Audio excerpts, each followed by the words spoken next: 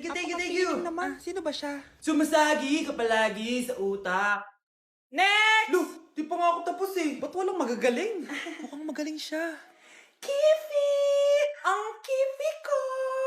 Anong title ng kinakanta mo, be? Kifi po yung title ng kanta. Ayan, kaka-tiktok nyo yan. Next!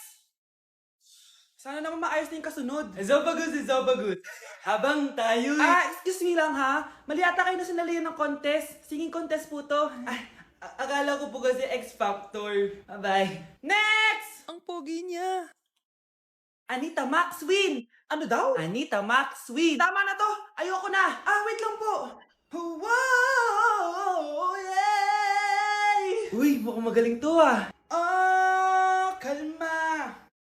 Baby, kalma.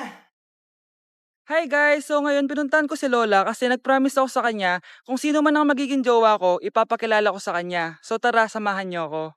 Hi Lola! Kamusta ka po? May papakilala po ako sa inyo. So guys, ito pala si Lola. Hi Lola! Uy Lola, may jowa na po ako. Ito po oh. Mag-hi ka sa kanya. Ayun. For sure kinikilig si Lola sa taas. I miss you Lola! Tignan niyo to, nakita kong Hindi mo video. talaga ako Ano love. naman pinagagawa ng batang to? Hindi mo talaga ako love. Love mo ko. Lasing ka na naman, bata ka? Hindi mo ko love. Hindi ka man nagsasabi sa akin, manda ka sa akin pag uwi mo. Isa sa'yo.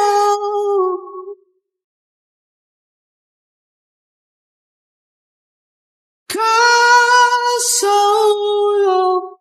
1, 2, 3, go! Pag naririnig mo to, nasa kabilang pa siya kami ng hinahanap mo. Pamparam, pam, pamparam, sumabay lang sa bayos. With that good, make a nigga act right. Broke boys don't deserve no pussy. I know that's right. Big bag, bustin' out the belly band. Take a man, Balenciaga started back and all these bitches fuck. It's big bags, bustin' out the belly band. Take a man, working back, started back and all you bitches fuck. It's up, then it's up. Sayang ka. Pogi ka sana pero pogi din ang gusto mo. Buwa ka ng shit ka. Ano? Kasalanan ko bang pinaglihi ka sa sama ng loob? At least ako may jowa kong pogi, ikaw. God bless. Anjing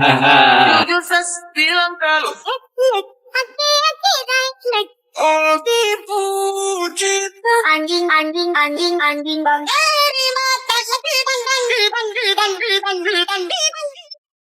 Bakit nawawala alaman ng class funds, ha? Sinong kumuha na ito?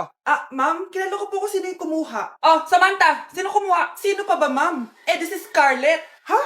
Wala akong kinukuha. Scarlett, ikaw pala yung kumuha ng class funds? Sumama ka sa principal, ngayon na. Apaka-hype talaga nitong si Samantha.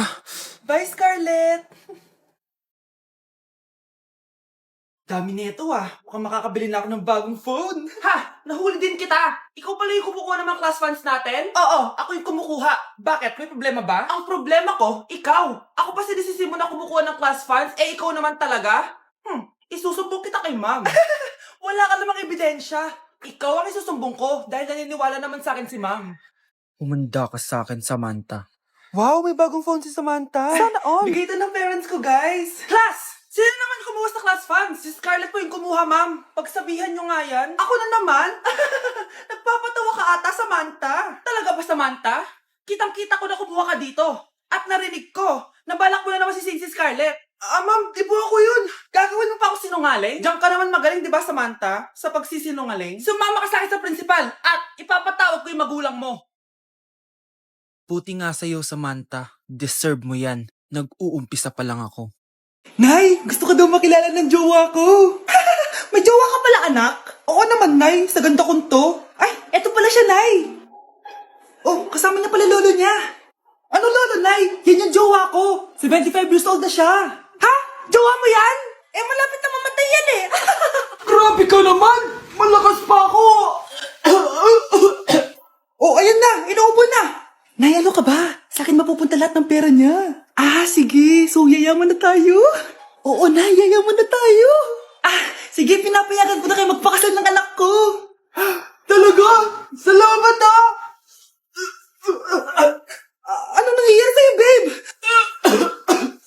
Mamamatay na ata ako, babe. Ha? Mamamatay? Di ko kaya mawala ka, babe. Babe! Bago ka mamatay, bigay mo muna sa akin yung password ng bangko mo. Tapos, di ba sa akin nakapangalan yung lupa nyo, tsaka yung mga sasakyan? Pati lahat ng pera mo, di ba sa akin? Sabi na eh! Pera lang ang mo sa akin! Hindi. Joke lang yun. Maghiwalay na tayo! Wala ka bang uwas sa akin! Gold digger! Ang bobo mo naman, anak! Gusto ko lang yumaman eh! Class, listen! Mamimiss ko kayo! Mamimiss namin yung subject nyo, ma'am!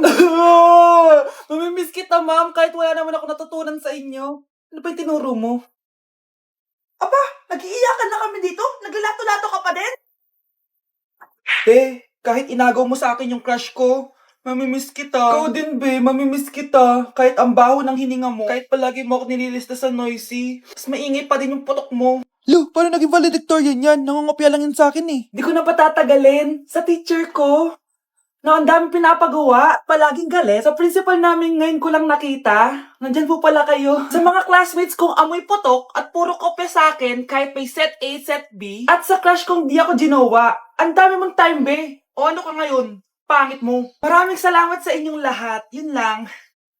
Ma'am, para sa'yo to. Mamimiss ka namin, ma'am. Thank you sa lahat, ma'am. Yes, sa wakas, gagraduate na ako. Anak, proud ako sa'yo.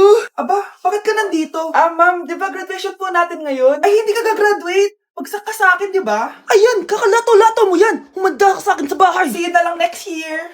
Uulit ako.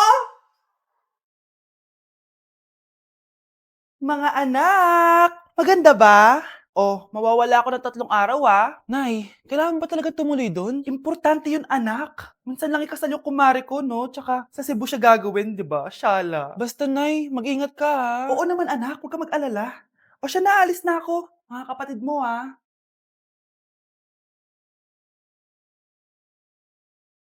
Saan yung wallet ko? Ay, kuya. Balik tayo sa bahay. Nakalimutan ko yung wallet ko. Ano ba yan? Maliliit na ako. Ano ba yan? Ano ba yan? Oras na. Mabuhay, ma'am. Welcome to Air Philippines. How can I help you? Ay. Miss. Dito po ba yung flight VD415? Yes po, ma'am. Check ko lang po.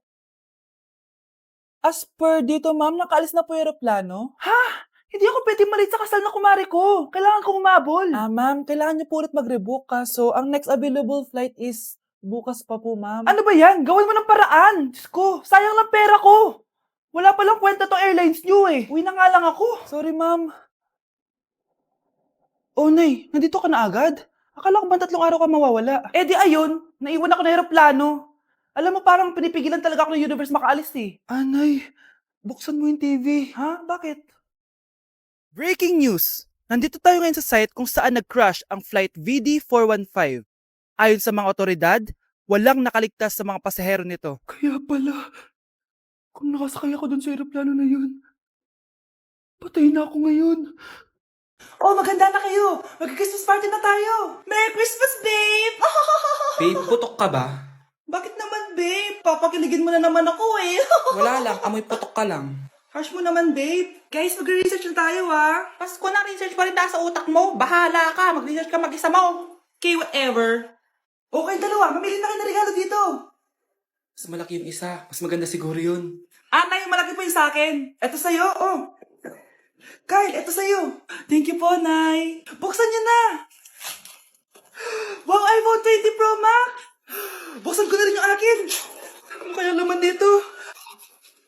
Tikipad. Daya naman, scam ba to? Uy, Mare, baka pwede mo akong pabalot.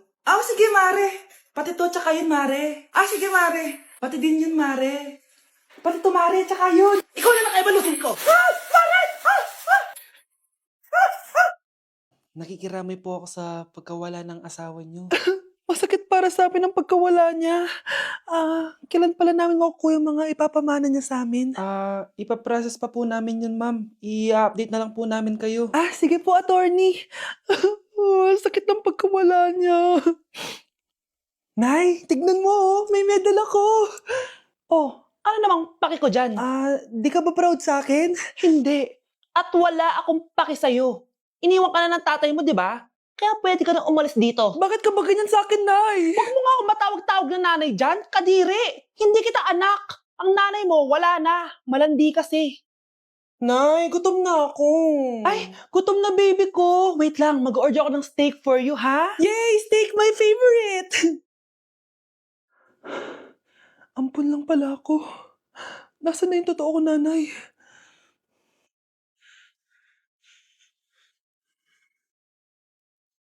Tulog sila.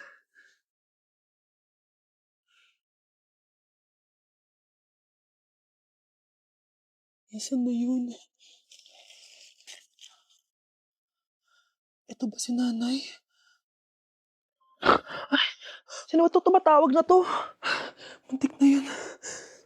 Attorney? Hello, ma'am. May update na po sa ipapamana ng namatay niyo pong asawa. Ah, sige, sige. Punta ka dito sa bahay.